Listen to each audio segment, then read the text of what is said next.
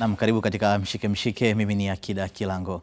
Rais wa Tanzania Daktari Samia Suluhu Hassan amezindua bunge la 13 leo jijini Dodoma na kutoa hotuba iliyobeba matumaini makubwa kwa taifa.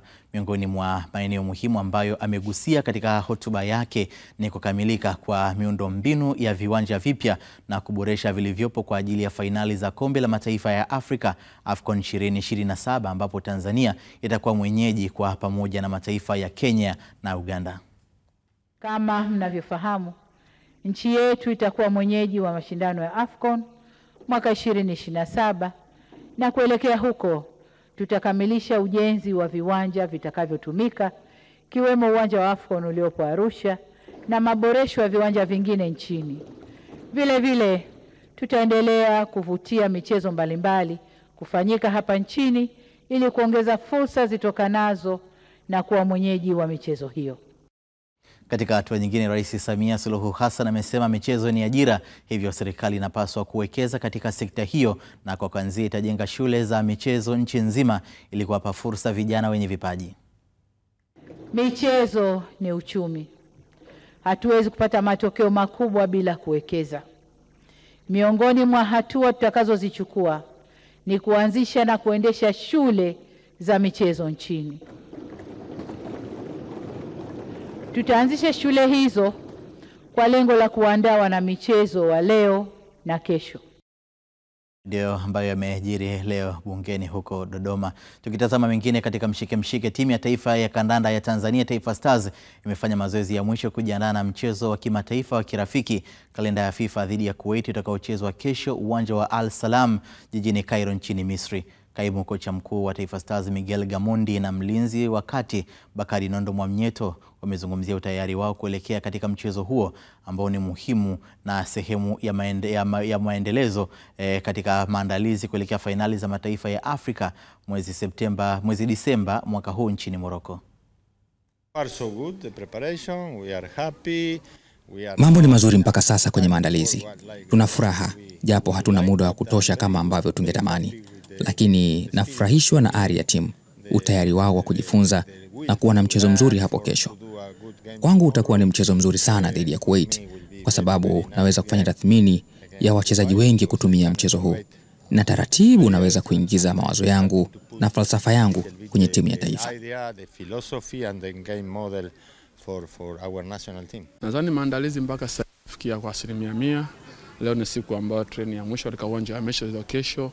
Nadhani kwa wachezaji wote wapo fit kwa 100% kuweza mchezo kuja kwa mchezo kesho. Nadhani tushafuata maelekezo ya mwalimu na mpaka sasa hivi tushashika maelekezo yake kesho tufanye kitu gani, tucheze kwa mfumo unaotaka yeye. Nadhani Tanzania watuombee ili kesho tuweze kupata mchezo mzuri hapa na tuweze kupata matokeo. Nadhani hali ya hewa ni tofauti na Dar es Salaam. Kidogo huku na baridi lakini kwa wachezaji sehemu yote ya hewa unapofika naweza kuicontrol ndani ya siku 2 au siku 1, lakini nadhani kwa kesho hataweza kutusumbua. Nadhani tumekaa hapa ndani ya siku 2 na ile siku ya 3, nadhani kesho tunaweza kufuata mechi nzuri na hali ya hewa kusita kuwa rafiki pia kesho. Jijini Dar es Salaam, mwandishi wa habari za michezo wameonyesha kuwa ni imani na kaimu kocha mkuu wa Taifa Stars Miguel Gamondi wakiamini ataifikisha mbali timu hiyo katika fainali za AFCON mwaka 2025. Mchezo wa kesho, imani yangu ni kubwa kwa wachezaji ambao wameitwa timu ya taifa ya Tanzania Taifa Stars, lakini pia kubwa zaidi ambayo tunatarajia kwenye mchezo wa kesho ni kuona ingizo jipya la baadhi ya wachezaji ambao tunatarajia kuona wakionyesha kiwango chao ili kupewa nafasi zaidi kwenye timu ya taifa, ukizingatia kuna benchi jipya la ufundi, kitu ambacho wachezaji wengi wanahitaji kuonekana ili kupata nafasi kuelekea mashindano ya AFCON. Nafikiri tutegemee kuona timu inafanya vizuri kwa sababu ni mchezo wa kwanza kwa mwalimu Miguel Gamondi, na kwenye machaguo ya wachezaji tumeona kuna wachezaji ameongeza ambao kipindi kile walikuwa hawaitwi lakini sasa hivi wameitwa, na wachezaji kwenye mchezo ule naona hali iko vizuri, wanaochukulia mchezo ule ni kama mchezo mzuri wa kujipima kuelekea kwenye michuano mikubwa ya AFCON, kwa sababu mwalimu aliambiwa shiriki michezo 2 lakini yeye akaomba mchezo mmoja kwa sababu ya timu ambazo zinashiriki kwenye michuano ya kimataifa. Na aina kikosi cha Kuwait naona mzani wake kama wetu ni mkubwa wao mdogo.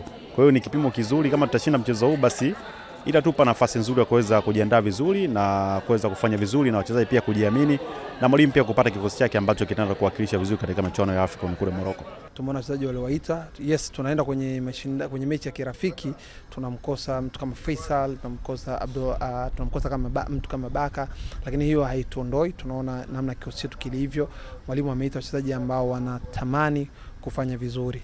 Kikosi chetu ni sehemu ya maandalizi kuelekea kwenye AFCON ambao tunaenda mwezi Disemba. Kwa hiyo kupitia mchezo Kuwait tunaamini tunaweza tukafanya vizuri na tukaibuka na ushindi, lakini si tu ushindi, lakini pia tukaona mabadiliko ya namna timu yetu inavyocheza na kutengeneza nafasi. Mimi binafsi kama Mtanzania nina imani na kocha mkuu Miguel Gamondi na technical bench kwa maana ya kocha msaidizi Ahmed Ali, wana uwezo wa kufanya vizuri kwenye mchezo huu, lakini pia tukiwapa imani wanaweza kufanya vizuri kwenye mashindano ya AFCON mwezi Disemba. Nao mashabiki wa soka hawana hofu na maandalizi ya Taifa Stars, wakiamini ni mazuri, hivyo wapo tayari kwa ajili ya kushuhudia mchezo wa kesho wa kirafiki dhidi ya Kuwait.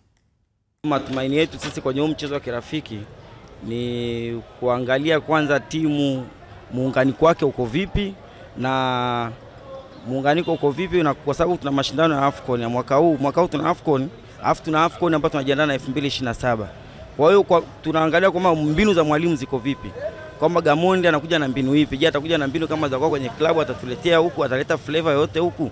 Ule ushindani tulikuwa tukiuona kwenye timu ya Yanga, je, tutauona kwenye timu ya Taifa Stars? Kwa sababu naamini mwalimu Gamondi yuko vizuri. Kwa hiyo sasa nani kubwa sana ya Watanzania, shauku kubwa sana wa Tanzania ni kuja kuona kwamba timu ile inafanya vizuri. Mimi kama Taifa Stars supporter naona ni mchezo muhimu sana ambao tunaenda kucheza na Kuwait.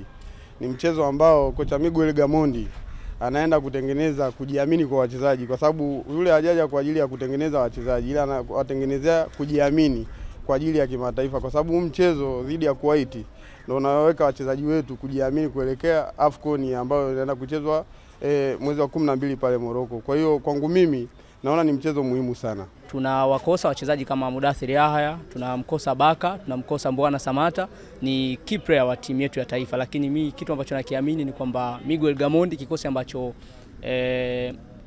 amekimention, kwa maana wachezaji ambao amewachukua ni wachezaji ambao wanatoka katika taifa la Tanzania, ni wachezaji ambao wanaweza kwenda kutupatia kitu ambacho kinastahili katika mchezo dhidi ya Kuwait. Kuwait ni timu nzuri, si timu ya kubeza kwa sababu wanatoka Uarabuni, wala si wa kuchukulia poa kwa sababu hatujawahi kuwaona mara kwa mara kwenye mashindano makubwa, lakini ni timu ambayo inaweza kuja kutuofa kitu kikubwa sisi kama Taifa Stars kuelekea katika mashindano ya AFCON. Kwa hiyo natarajia mchezo mzuri, natarajia mchezo ambao utawasaidia walimu na benchi zima la ufundi kuelekea katika mashindano ya AFCON. Namni mashabiki wa soka hawa wakitoa maoni yao kuhusiana na kile ambacho tutakishuhudia kesho, ambapo kikosi cha timu ya taifa ya Tanzania Taifa Stars kitakuwa dimbani kukipiga dhidi ya Kuwait. Na muda huu naungana hapa na mchambuzi wetu wa masuala ya kabumbu Philip Nkini kwa ajili ya kuweza kuzungumza naye. Nkini, karibu sana. Asante kaka. Mambo safi kabisa. Miongoni mwa vitu ambavyo wamezungumza mashabiki lakini pia wachambuzi ambao tumetoka kuona hapo, Miguel Gamondi bila shaka kuelekea katika mchezo huu wa Kuwait dhidi ya Tanzania ameshaonyesha ama ameshajipambanua uwezo wake katika ngazi ya klabu, lakini sasa ni majukumu mapya ndani ya timu ya taifa. Ni sahihi kwa sababu kwanza amekuwa muda mrefu sana kwenye klabu, kwa sasa hivi anakuja kwenye timu ya taifa. Mashabiki watahitaji kuona kile ambacho alikuwa anakifanya kwenye klabu kama anaweza akakileta kwenye timu ya taifa. Kinachotofautisha sasa hivi ni kwamba hawatakiwi kumpa matarajio makubwa sana kwenye mechi ya kwanza. Hii ni mechi ya kwanza ambayo amekaa na timu, nafikiri ni siku 5 tu amekaa nao mazoezini. Wachezaji wengi anawajua. Kuna watu wamezungumza wakiwa na hofu, kuna baadhi ya wachezaji ambao hawapo, kina Baka, kina Fei ambao hawapo na timu. Sifikiri kama kina Mudathir. Nafikiri mimi kwangu nilikuwa naona kabla ni advantage kwake kwa sababu hawa wengi ambao hawapo ni wale ambao anawafahamu. Sasa hivi ataenda kuwatumia wachezaji wengine ambao hata wafahamu, kwa hiyo ina maana anaweza kutengeneza kundi la wachezaji wengi bora zaidi. White Coat sisi sio timu ya kututisha sana kwa sababu ukiwatazama kwenye viwango vyao wenyewe wako nafasi ya 137. Sisi tuko nafasi nafikiri ni ya 107 chini kabisa. Kwa hiyo tuna uwezo mzuri zaidi kuliko wao. Tumepoteza mechi 5 mfululizo hapa katika, hatujashinda kwenye mechi 5 mfululizo sawa na walivyo wao pia. nao hawajashinda kwenye mechi 5 mfululizo zilizopita. Kwa hiyo tunachotakiwa kufanya ni kupata ushindi hapa ili kujitengenezea nafasi nzuri kwenye zile ranking za CAF lakini za FIFA, lakini pia iwe ni nafasi ya mwalimu kuona ya kwamba timu inaelekea wapi wakati inajiandaa na michuano ya AFCON. Umezungumzia nafasi waliopo Kuwait, lakini pia nafasi tuliopo Tanzania katika viwango vya ubora wa FIFA. Wachezaji wengi hao kiachana na wale waliotoka katika wanaokipiga nje ya bara hili la Afrika, lakini kwa wachezaji wetu wengi waliopo tayari wameonekana kuwa na ule uzoefu wa kucheza na timu kubwa. Inawezekana hili likawa na faida chanya. Ni sahihi unachokisema, kwa sababu wachezaji wetu ukiwaona kwenye mashindano makubwa wameshiriki. Tumeshashiriki kwenye AFCON, lakini tumetoka pia kwenye CHAN hivi karibuni ambao tulikutana na timu tofauti ambao walishiriki wachezaji wengi wa ndani ambao ndio wengi ambao wapo kwenye cost ya timu ya taifa. Kwa hiyo nafikiri ni nafasi kwa mwalimu sasa kuangalia jinsi ambavyo anaweza akawachanganya akapata cost chake cha wachezaji 11. Kuna wengine wapi ambao wameitwa kwenye timu ni mara yao ya kwanza, lakini wanachotakiwa kufanya ni nini? Ni kwenda kumuonesha mwalimu ya kwamba wana uwezo kuliko wale ambao mwanzo walikuwepo. Mwalimu akishapata timu hapa, nafikiri itakuwa nafasi yake nzuri kuendelea kuangalia kwenye mechi za ligi. Nyuma alikuwa anafuatilia ligi, lakini alikuwa amfuatilia mchezaji mmoja kwa sababu alikuwa ana maslahi naye sana. Lakini sasa hivi nafikiri ligi ikisharejea, anaweza akaangalia, unaweza kashangaa baadaye anatoka mchezaji labda Dodoma, mchezaji labda anatoka timu nyingine labda sijui ni Mtibwa, ujue ni kwenye timu ya taifa kulingana na jinsi ambavyo mwalimu atakuwa amemuona. Lakini kwangu mimi nafikiri hii siwe mechi ya mwisho. Labda mbele hapo kama TFF wataona inafaa, angetafutiwa mechi zingine 2 labda za kujiandaa hata kama zitakuwa za indoor kwa ajili ya kuendelea kutengeneza kikosi chake vizuri. Umeshalipia kisimbuzi? Kwa tayari. Kwa wewe ambao unatazama muda huu ni kusisitize basi uweze kulipia kifurushi chako ili uweze kushuhudia mtanange huu ambao utaonyeshwa mubashara kesho saa 1 kamili usiku kupitia chaneli ya Azam Sports 1 HD. Mkini kwa sasa ni kushukuru, bila shaka tutaungana tena hapo baadaye. Asante. Naam, huu ni Mshike, upo nami Akida Kilango, na nikusihi kwamba bado yapo mengi ya kuyafahamu hapa katika Mshike.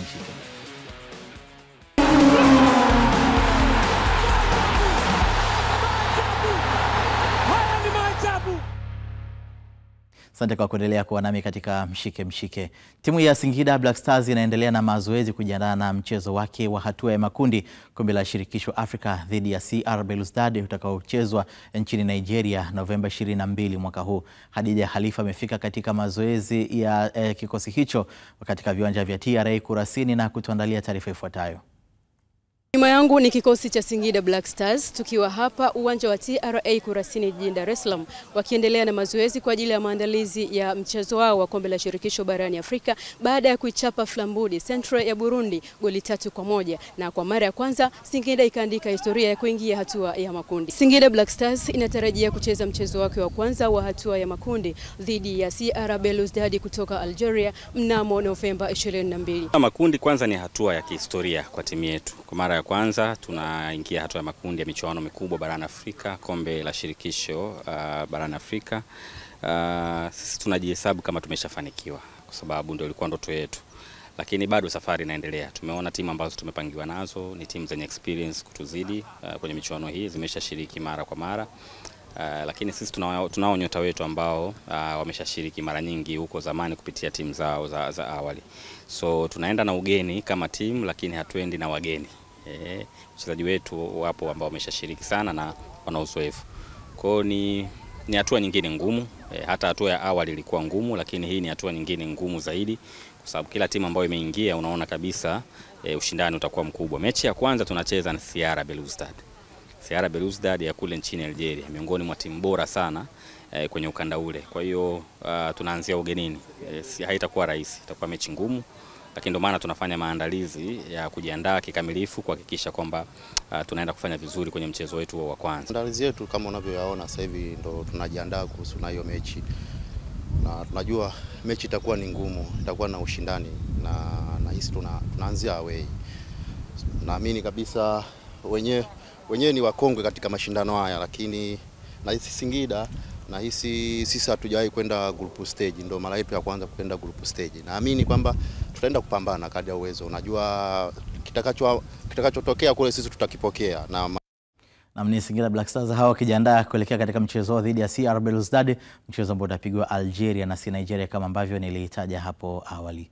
Tukitazama taarifa nyingine katika mshike, timu ya Simba Queens imeanza kwa kishindo ligi kuu ya wanawake Tanzania 2025-26 baada ya kuichakaza Bilo FC ya Mwanza magoli 4-0, mchezo uliopigwa dimba la KMC Complex.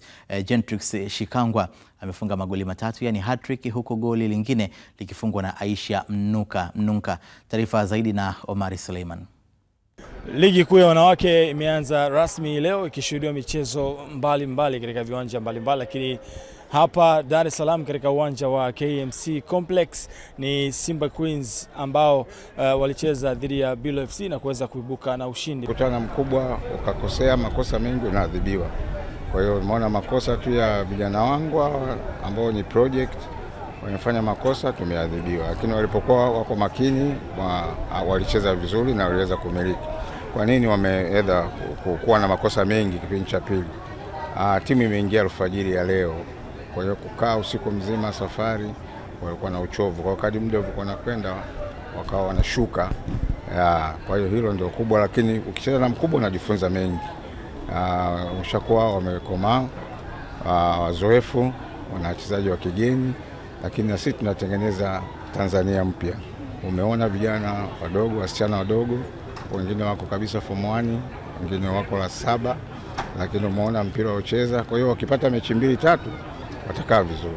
Tunapongeza wapinzani, ni wachezaji ambao ni wazuri, wanajitoa, na ni wachezaji ambao au ni timu ambayo kama utakuwa hauna mipango unaweza kupumulia patoko. Kwa maana mchezo tunashukuru tunaweza dakika 90 tunaweza kupata pointi 3 za mwanzo wa ligi katika kuelekea kule ambapo tunapahitaji, kwa sababu malengo yetu sisi ni kuchukua ubingwa. Hatuwezi kuchukua ubingwa kwa ajili ya kutoka draw au kufungwa. Kwa maana lazima tushinde. Tunashinda kwa namna gani? Ni wachezaji kufanya kile kitu ambacho tunawafundisha ni uwanja mazoezi, waje apply kwenye mechi. Na kama mchezo leo umeona kipindi cha kwanza ilikuwa ni kigumu, lakini kipindi cha pili baada ya kuja kuwaona jinsi wanavyocheza, kwa sababu ni timu ambayo imepanda ligi kuu, ni timu ambayo sijui wala kwa mzee ambaye nawafahamu, lakini baada ya kuona kipindi cha kwanza walivyokuja wamecheza, kwa kipindi cha pili kani rahisi kwa sababu tayari nishawajua tena uzuri wa wachezaji.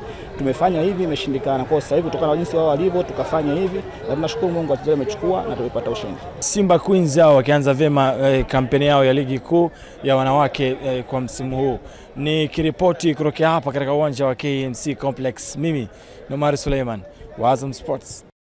Baada ya ripoti yake hiyo Omar Suleiman, sasa tuageukie Mbeya City ambapo kikosi hicho kinaendelea kujiandaa kabla ya kufuata Mashujaa FC ya mkoani Kigoma siku chache zijazo kwenye mchezo wa ligi kuu ya NBC utakaochezwa uwanja wa Lake Tanganyika mwaka huu Novemba 22. Ofisa habari wa timu hiyo Gwamaka Mwankota ametamba kwenda kuchukua alama 3 mbele ya wenyeji wao timu ya Mashujaa FC maarufu wazee wa mapigo na mwendo.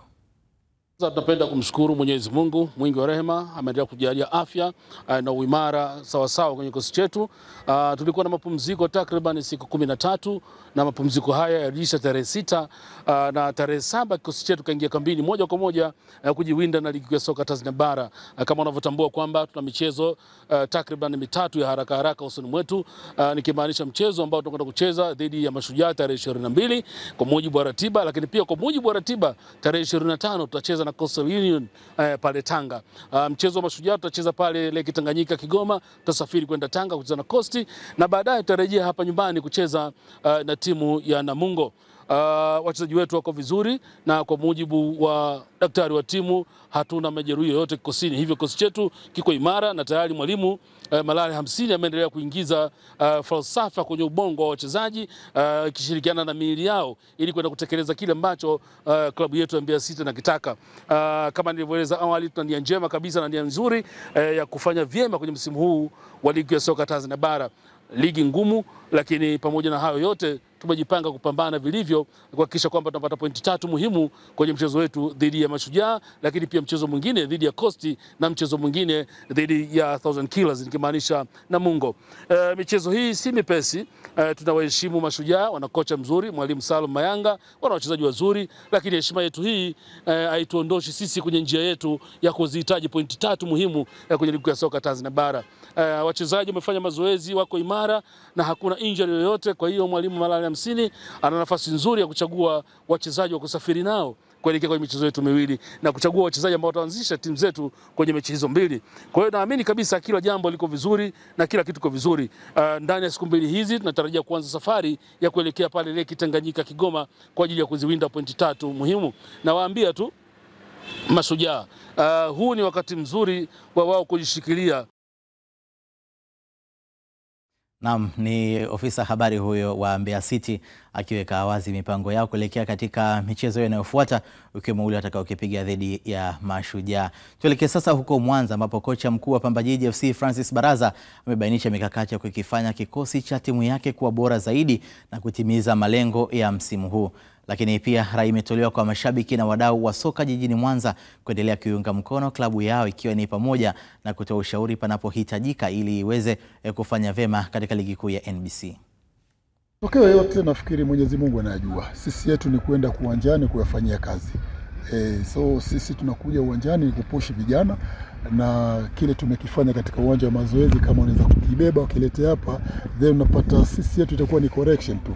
Msemo wanakwenda wanakosea, tunajaribu kuwasukuma na kuweza wanaweza kulifanyia kazi vizuri. So mashabiki wetu bado wa nyumbani, nitarudia kusema kuwa wasikae mbali, waje uwanjani, waje wasapoti timu yao, waache kuja kwa hapa kuja kuanza kukosoa, waje wasapoti timu yao, na vijana bila shaka wataweza kucheza kulingana na uwezo wao. So wasikae mbali, waje karibu na waje kwa wingi. Manake juzi siku ya Singida Black Stars niliona walikuwa mashabiki wengi walikuja kusupport timu yao, na vijana hawakuangusha, vijana waliwapa burdan, na nafikiri walitoka hapa wakiwa na furaha. So tuzidi na mashabiki bado wazidi kuja kwa wingi, wale waliobaki majumbani waje wasaidie kusupport timu yao. Jumatatu yataanza mazoezi ya rasmi ya kujiandaa na mchezo wetu wa ligi kuu soka Tanzania bara kama ratiba haitabadilishwa dhidi ya Fountain. Kwa hiyo Jumatatu tutaanza mazoezi kuelekea kwenye huo mchezo. Alafu kuna wachezaji ambao hawajaonekana, wana changamoto za kiafya. Tuna mchezaji kama Abdallah Heri almaarufu Sebo, yeye ana issue ya mama yake mzazi, kwa hiyo ni issue ya kifamilia, hayupo. The same kwa wachezaji kama Saleh, Justini Omari, Idi Pina. Hao ni wachezaji ambao ni wagonjwa. Tuna taarifa njema ya mchezaji kama Amos Kadikilo ambaye hajaonekana msimu mzima tangu umeanza, alikuwa na changamoto lakini ameanza kufanya mazoezi na wenzie, ameanza kujumika. Kwa hiyo inawezekana kwenye siku chache ambazo zinafuata anaweza kaanza kutrain pamoja na wenzie vizuri, full training. Hatma ya JKT Queens kufuzu nusu finali ligi ya mabingwa kwa wanawake ni kesho mbele ya TP Mazembe, ambapo inahitaji ushindi ili kuweza kusonga mbele. JKT Queens inashika nafasi ya 3 kwenye kundi lake ikiwa na alama 2 baada ya kutoka sare katika michezo miwili, ikiwemo ule dhidi ya Gaborone United na ASEC Mimosas. Hivyo ushindi hapo kesho utaipa nafasi ya kuweza kusonga mbele kama watafanikiwa kuwafunga TP Mazembe katika mashindano ya Sekafa, ambayo ikiwa JKT inatoka katika ukanda wa Sekafa katika ligi hiyo ya mabingwa wanawake Afrika. Kesi Abdalla ni kocha mkuu wa JKT Queens.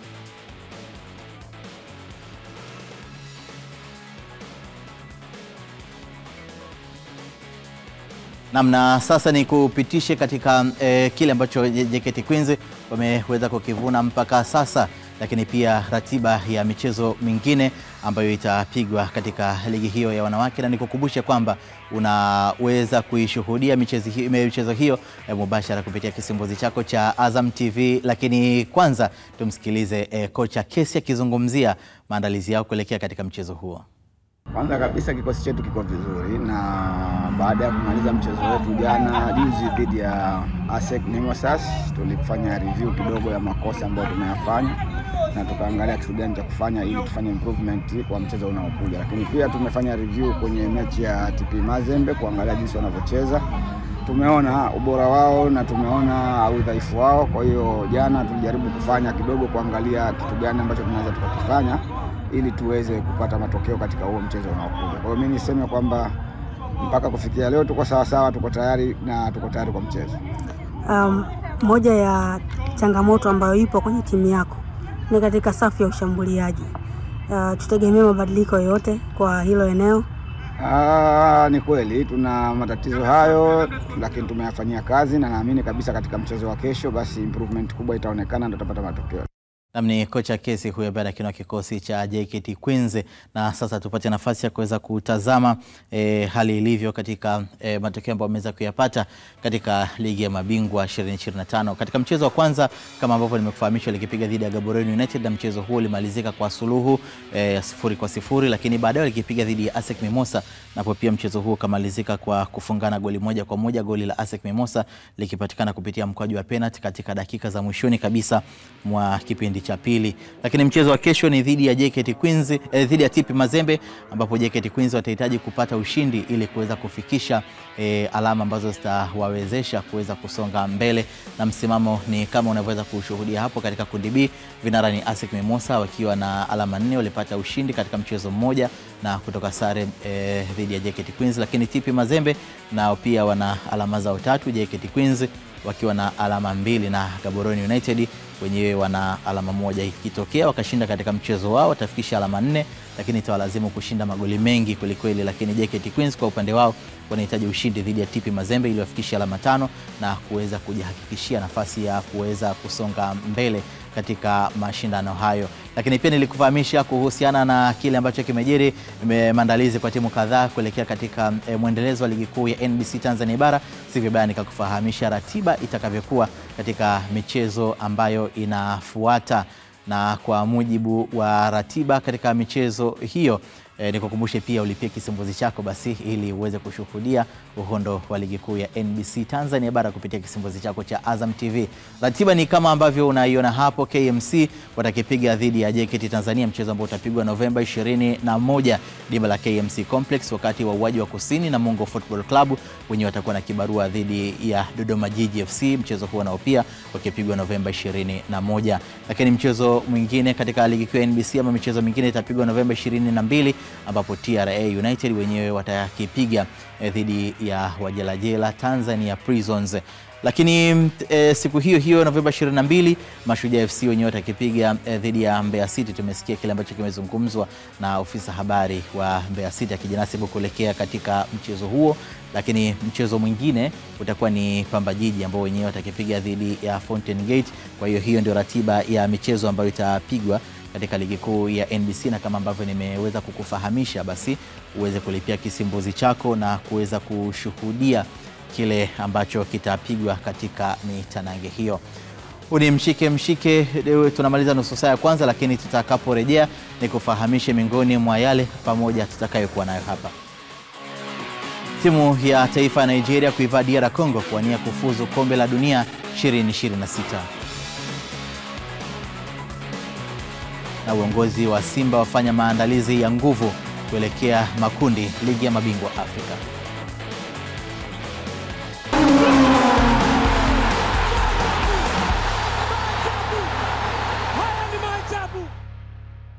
Niko karibisha tena katika mshike bado upo nami Akida Kilango, na sasa tuageukie matajiri wa jiji Azam FC, ambapo timu ya Azam FC imemtangaza Octave Anoro raia wa Hispania kuwa afisa mtendaji mkuu wa timu hiyo. Kabla yake nafasi hiyo ilikuwa inashikiliwa na Abdul Karim Amin Popat ambaye kwa sasa ni makamu wa kwanza wa rais wa timu hiyo.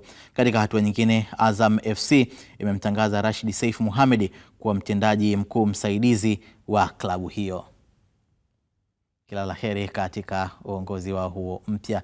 Na sasa tuigeukie klabu ya Simba. Mwenyekiti wa klabu ya Simba Murtaza Mangungu amesema uongozi umejipanga kuhakikisha timu inakuwa na mazingira mazuri ya kupata ushindi katika michezo ya hatua ya makundi ligi ya mabingwa Afrika, ambapo mnyama ataanza nyumbani dhidi ya Petro Atletico ya Angola Novemba 22 saa 10 jioni uwanja wa Benjamin Mkapa. Tunashukuru Mungu kwamba tumeweza kufikia kwenye hatua hiyo ya makundi.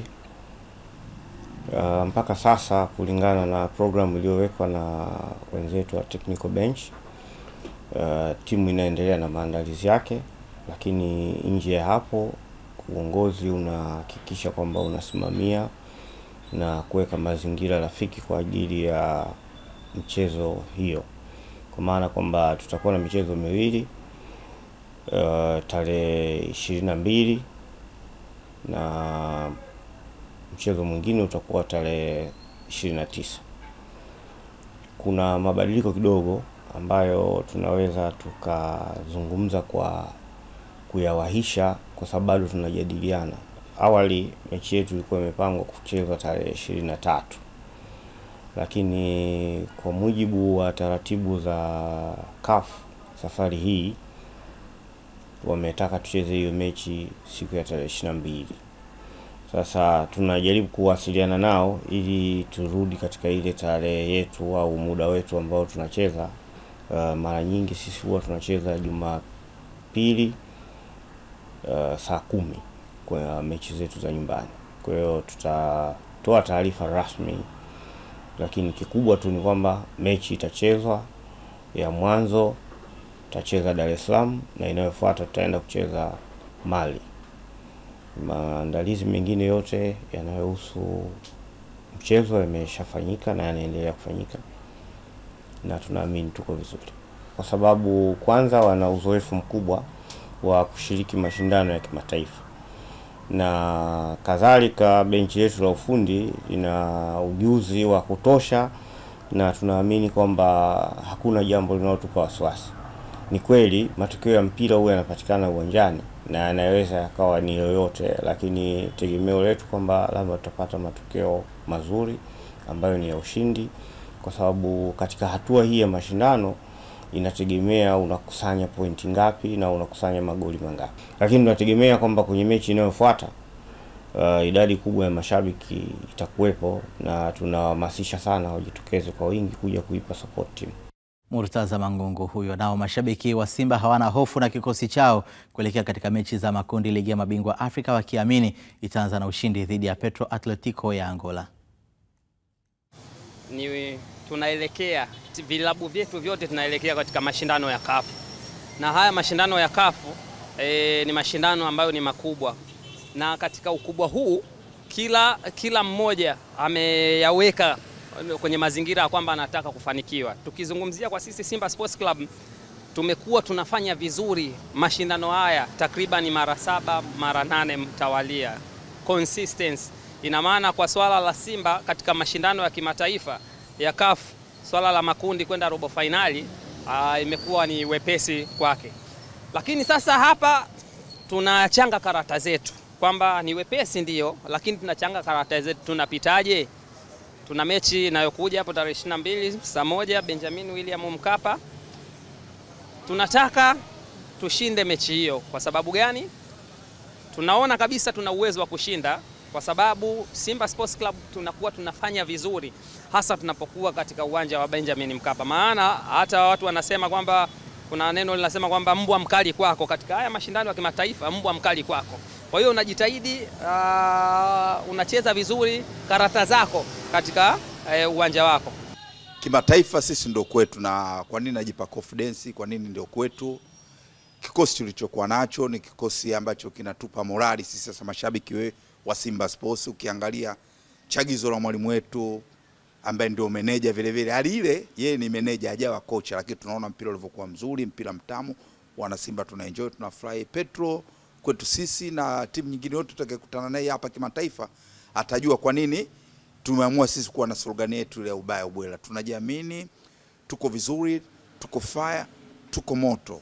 Kwa nini najiamini? Kikosi nilichokuwa nacho nikiangalia dogo Morris Ablamo ambaye nimempa jina tayari la Propera Machine, uwezo wake, ari yake, Kibisaware Rimpanzu mashine, yani na watu ambao wenye weredi wale ya juu. Nikiangalia kiungo wangu Kante anakaba mpaka kivuli, anakaba mpaka upepo. Nikiangalia nyuma pale na beki Derek ambaye ni beki mwenye weredi wale ya juu, juu Kudele, chini Kudele, kati ndo usiseme. Kwa hiyo sina wasiwasi.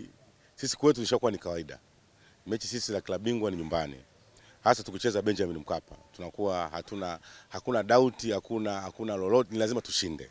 Sisi tumeshajiwekea hivi, na system ya Simba wamejipangia miaka yote mashindano ya kombe la shirikisho na kombe la klabu bingwa barani Afrika. Wao wamejipangia kila mechi lazima mtu ache pointi 3 Dar es Salaam, na sisi tunavushwa na pointi 9 ya nje na kwa sare ama ushindi, ndio Simba anakuta anaongoza kundi ama anashika nafasi ya pili. Kwa hiyo sisi mechi inayofuata sisi ni kama kawaida, lazima tuende robo finali.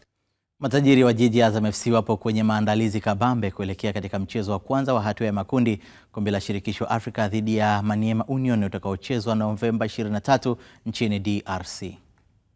Vizuri kwanza na maandalizi. Timu imeingia kambini tangu ambako tulikuwa na siku mbili kabla mchezo dhidi ya Namungo, na tunaendelea na mazoezi yetu kama kawaida, kwa sababu mwalimu amehisi kuna baadhi ya vitu inabidi vifanyie kazi, na ukizingatia kwamba hatua tunayokwenda sio hatua ya lele mama, sio hatua rahisi. Kundi letu liko wazi sana, kila mtu anaweza kulibashiri, kila mtu anaweza kudhani kwamba pengine Wydad, Azam wanaweza kwenda, au Maniema, Nairobi United wanaweza kwenda. Ni kundi ambalo limefunguka kiasi hicho. Kwa hiyo kama limefunguka, maana yake hautegemei kwamba litakuwa kundi jepesi, kwa sababu kila timu itakuwa inajiona inayo nafasi. Ndio kitu ambacho tumekuwa tukikifanya recently. Kwa hiyo wachezaji wetu baadhi ambao walikuwa na injuries wameshapona, wamebaki Adolf pamoja na Sheikh Nadia Kite, wao wanaendelea na mazoezi ya pembeni. Faisal anaendelea vizuri, ilikuwa ni jambo dogo, lakini tunategemea kadiri siku zinavyozidi kusogea tutatoa taarifa rasmi kwamba ni kitu gani hasa kinaendelea. Lakini so far maandalizi ya club yako vizuri. AS Maniema ni timu nzuri, hatudhani kwamba ni mechi rahisi na tunakwenda full throttle. Na baada ya kumtazama ofisa habari wa Azam FC Hashim Ibwe, sasa tugeukie mashabiki wa klabu hiyo ambao nao wametoa maoni yao kuelekea katika mchezo wao dhidi ya Maniema Union. Niendelee kutoa shukrani zangu kwa viongozi wetu wa klabu kwamba wametupambania, tulikotaka tukufika makundi tumefika. Kwanza niongera kwa klabu. Lakini pili, sasa hivi focus yetu kimataifa na timu inaenda kucheza Kongo. Kwa hiyo tumejiandaa baadhi ya mashabiki wenye uwezo, basi tutaungana na timu tutaenda Kongo. Lakini kuna mechi itafuata tena hapa Zanzibar. Hiyo sasa ndio tutabaki hapa Dar es Salaam, hatobaki mtu. Tuna mashauri. Lakini kuhakikisha hilo, kesho tunaenda kuzindua tawi letu Kigamboni. Kuhamasishana kila matawi tunazindua kwa ajili ya kimataifa. Kwa hiyo mimi nitoe ombi tu kwa mashabiki wote Tanzania nzima, tuungane kwa pamoja kipindi hiki, tushirikiane, mwenye ubani, mwenye dua, mwenye kitezo, basi tuiombe timu yetu ifike mbali. Sisi kama mashabiki wa Azam FC kwanza tuna matumaini makubwa sana na timu yetu, na tunaamini mwaka huu ni mwaka wetu na tunaweza kufanya vizuri sana kwenye hatua hii ya makundi. Kwanza naomba niseme jambo moja. Leo tumechagizwa na morali kubwa sana kama mashabiki baada ya timu yetu leo kutotambulishia CEO mpya pamoja na msaidizi wake. CEO kutoka nchi ya mpira, Hispania, amezaliwa Madrid. Kwa hiyo tunaamini timu yetu sasa itaendeshwa kisasa sana. Kwa hiyo huu ujio wake wa CEO umeongeza morali kwa mashabiki, na mimi naomba nitoe wito kwa mashabiki wote. Tunaahidi kutoa ushirikiano mkubwa sana kwa CEO ambaye tumempata, na sisi imetuongezea morali kuendelea kuisupport timu kwa nguvu. Kwa hiyo mimi naomba waombe sana na niwatake mashabiki wote wa Azam wenye uwezo na ambao tayari tumejipanga na ambao tumeshawaratibu kwa ajili ya kwenda Kongo, wawe na safari njema na wajitokeze sana kwa sababu wanasupport timu. Sisi kama mashabiki tumejiandaa kwa hatua hii tulioingia ya makundi, kuhakikisha tunaenda kuisupport timu yetu Kongo na pia Zanzibar, na tuseme pia mpaka finali.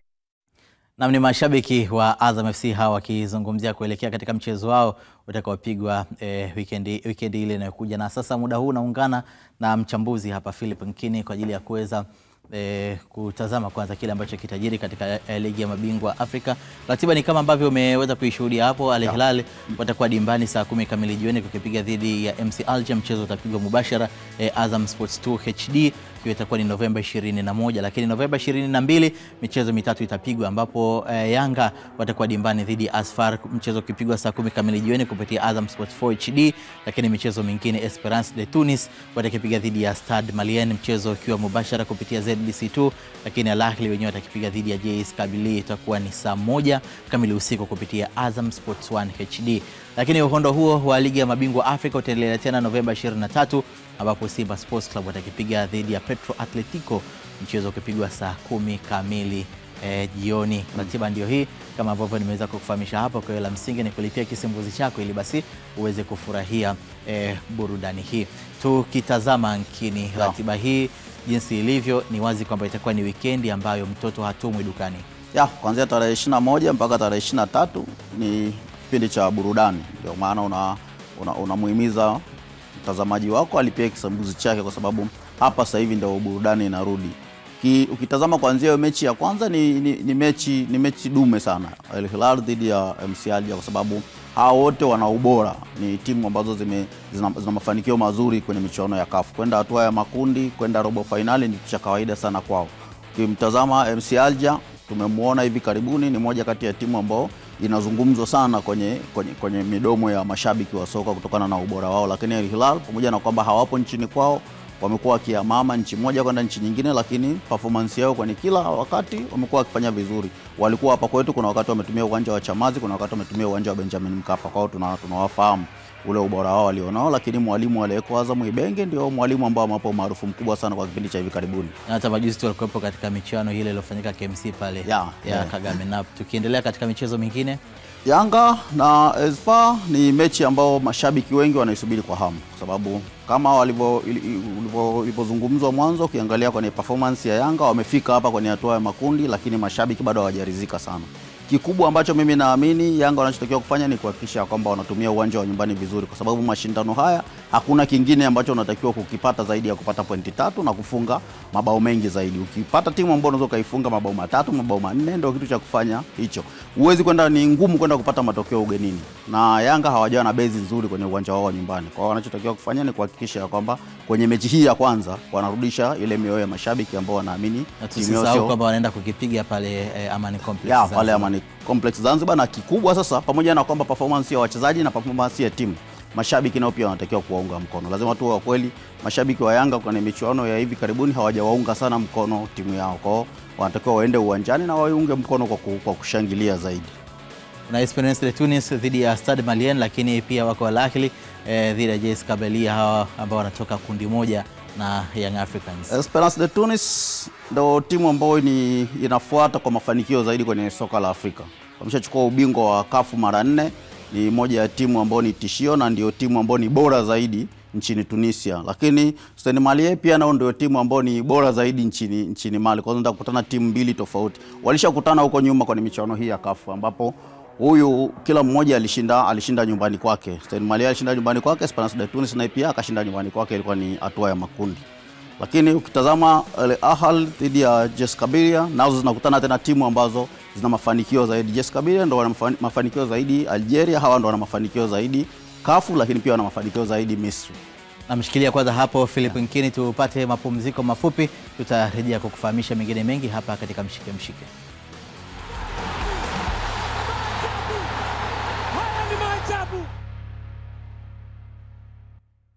Na asante kwa kuendelea kutazama Mshike Mshike. Bado uko na Akida Kilango, niko hapa na mchambuzi Philip Nkini. Nkini, tumetoka kutazama timu za juu, lakini tutazame sasa mchezo wa Simba Sports Club watakapokipiga dhidi ya Petro Atletico.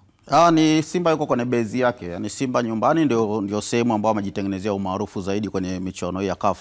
Ambaki kwenye uwanja wa Mkapa, na umemsikia Mangungu anasema wanataka wacheze kwenye ile siku yao ambao wameizoea zaidi ambayo ni Jumapili. Lakini CAF ndio wameshapanga ratiba hivyo, hakuna jinsi. Wanachotakiwa kufanya Simba ni kuendeleza ile rekodi ambayo wamekuwa nayo kwenye uwanja wao wa nyumbani. Waende wakashinde hiyo mechi. Hawa walishakutana wote wawili. Walikutana na Simba alishinda mechi zote mbili kwenye michuano hii ya CAF.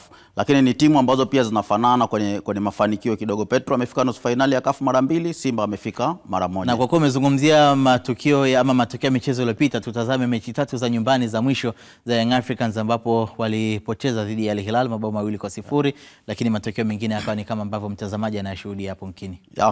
Ukitazama matokeo ndio kile tulichokuwa tunakisema, kwa sababu ukiangalia mechi ya TP Mazembe ambayo Yanga alishinda, ni mechi pia ambao pia alitanguliwa kufungwa goli, lakini ukitazama hiyo Al Hilal alipoteza, na ukitazama pia MC Alger nafikiri ndio ile finali alitoka sare huku, lakini akaenda kushinda ugenini. Kwa hiyo nafikiri kikubwa anachotakiwa kufanya Yanga kwenye nafasi hizi ni kuhakikisha kwamba anapata matokeo mazuri nyumbani, kwa sababu akienda ugenini au ameshapunguza ule ugumu. Tutazame sasa matokeo kwa upande wa Simba Sports Club na kile ambacho walikivuna hapo Nkini. Simba ukiangalia kwenye mechi zake zote tatu amepata ushindi nyumbani na ameruhusu goli moja. Kwa hiyo kikubwa ni kuendelea kumaintain hapa, lakini mashabiki lazima wafike uwanjani kwenda kuiunga mkono timu yao, kwa sababu huku ndio sehemu ambayo imewapa umaarufu huu ambao wanazungumzwa mpaka sasa hivi kwenye michuano ya CAF. Lakini tugeukie pia katika upande wa kombe la shirikisho ambapo napo pia utaweza kuishuhudia michezo kadha kupitia kisimbuzi chako cha Azam TV, na ratiba ni kama ambavyo unaona. Novemba 21 saa 4 kamili usiku CR Belouizdad watakipiga dhidi ya Singida Black Stars, lakini Novemba 23 Maniema Union watakipiga dhidi ya Azam FC saa 10 kamili jioni, mchezo ukiwa mubashara kupitia Azam Sports 4. Lakini kupitia Azam Sports 1 HD saa 1 kamili usiku Al Masry watakipiga dhidi ya Kaizer Chiefs, na Wydad Athletic Club watakipiga dhidi ya Nairobi United, mchezo ukipigwa saa 4 kamili usiku kupitia Azam Sports 1 HD.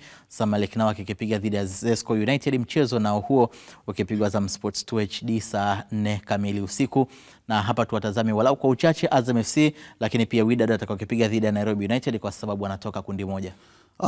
Ukiwatazama Azam wanaanzia ugenini na wanaenda kucheza na timu ambayo kidogo ina uzoefu kuliko wenyewe. Azam wenyewe kama timu ni mara yao ya kwanza wanafika hatua ya makundi, lakini kwa wachezaji wana wachezaji ambao wana uzoefu mkubwa zaidi kuliko ambao wataenda kukutana nao na Maniema Union. Kwa hiyo kikubwa ni wenyewe kuhakikisha kwamba wakienda ugenini wanafanya kile ambacho wenyewe wameshapangilia kukifanya.